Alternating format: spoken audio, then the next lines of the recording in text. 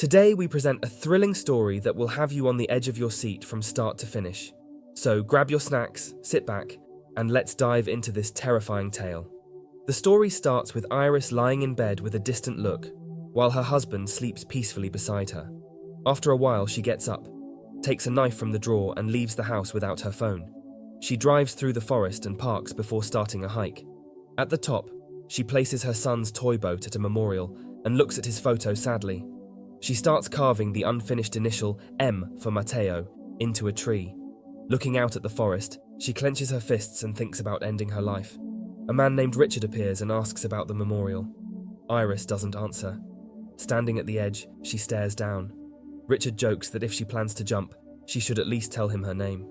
She stays silent. He shares that he used to love cars but had a bad accident in college with his girlfriend, Chloe. They argued before the crash, and he feels guilty about his last words to her. Iris feels sad for him. He explains how painful his 2-month hospital stay was. Iris then opens up about her son, Matteo. She says her husband was carving their initials while Matteo looked for sticks to roast marshmallows. Matteo said he'd find them in under a minute, but Iris doubted him and went to pick wildflowers. They didn't hear him fall. She wishes the world had taken her instead, and admits that not being able to cry is the hardest part. She feels broken. Richard says that being broken doesn't mean there's no hope. As he leaves, Iris tells him her name. Richard says the choice of what to do next is hers and points out the beautiful day. Iris follows him down the trail, and they reach their cars. She says goodbye with a smile, but Richard has parked too close to her car, so she can't get in. He returns with a strange umbrella. When she asks if it's for rain, he says, "You can never be too prepared," and hits her with it, and she passes out. When she wakes up, she is tied in the back seat of his car. Panicked, she tries to call her husband with her smartwatch, but Richard tells her there is no signal. Iris says her husband will come looking for her and begs him to stop.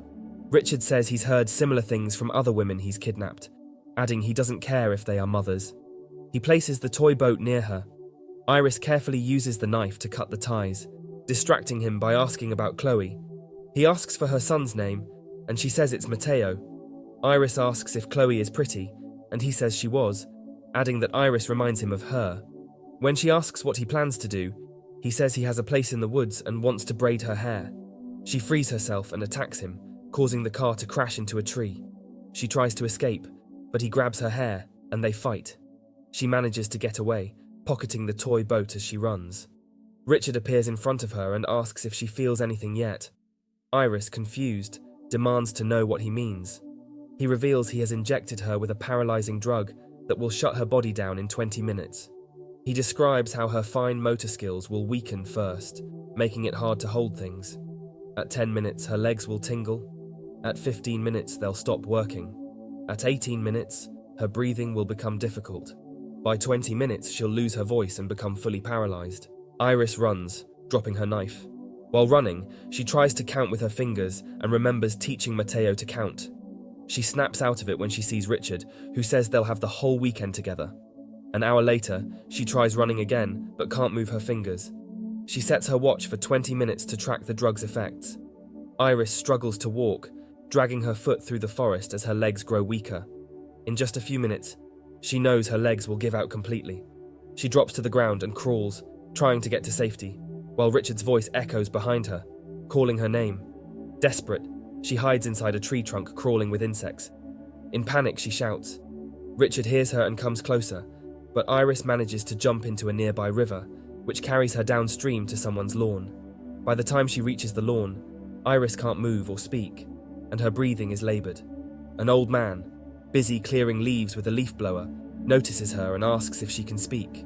She can't respond, but her eyes follow his finger as he waves it in front of her face. Realising she can hear, he asks if she can move. She blinks twice to indicate no. When he asks if she is hurt, she blinks twice again. He tells her he will take her inside and call 911, and she blinks once to agree. He brings over a wheelbarrow, places her in it, and takes her inside. Just then, there is a knock at the door.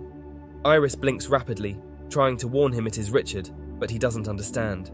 The old man opens the door to find a disheveled Richard, who claims he is looking for his wife. He describes her as short and pretty, saying they had been in a car accident. Suspicious, the old man says he will call for help and shuts the door. but Richard comes inside anyway. Old man says he will call the police. Richard asks if he can use the phone, saying he doesn't mind the police since he needs to find his wife. The old man sits down, asking Richard's name. Richard says he is Andrew, and explains that his wife has mental health problems. He claims she was driving recklessly during an argument and crashed the car, but he can't remember what happened afterward. Hiding behind the sofa, Iris listens to their conversation. Richard continues, saying his wife becomes unresponsive during bad episodes.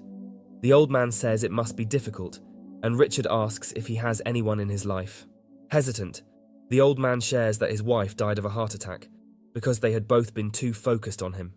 Richard says Iris's earlier words about the world taking what it wants. Suspicious, the old man questions Richard's story when his phone buzzes in his pocket. Realizing Richard had lied about losing it, the old man says he will call 911. Richard becomes aggressive, demanding to know where Iris is. The old man says she's in the garden shed, but Richard doesn't believe him and asks for the phone. Taking advantage of the moment, the old man shoves Richard into a shelf and dials 911. They fight, and Richard stabs the old man in the foot, then mercilessly stabs him repeatedly. Unable to find Iris, Richard pours gasoline around the house and sets it on fire. Iris, still inside, tries to signal him by moving the blinds. He notices her and carries her out, placing her in his car. Richard mentions he has never killed anyone before and jokes that there is a first time for everything. Just then, his phone rings, and it is his daughter telling him she did well on an exam and is excited to meet at the cabin. Surprised, Richard asks to speak to his wife, Lizzie, who comments on his solo trips and says their daughter needs a change of scenery. Richard reluctantly agrees. He notices the fuel is low and stops at a gas station. He puts a hat on Iris and goes to fill the tank, but the sign says the system is down. As he goes inside to pay with cash, Iris tries to free herself from the seatbelt while a car pulls up behind them. As the scene progresses, Iris spots a woman and her child approaching the car. The child's face at the window reminds her of her son, sparking a wave of emotion. The mother quickly pulls her child away. Richard, having refueled the car, returns, secures Iris's seatbelt, and drives off, heading back to the site of their crash.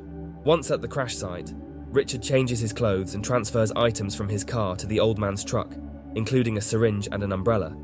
He retrieves tools from the truck and starts repairing his car. Soon, a police car arrives, and the officer approaches, asking Richard what happened. Richard explains that his drunk wife crashed their car. The officer mentions receiving a call from the woman at the gas station. Seizing the moment, Iris attempts to speak, her voice weak.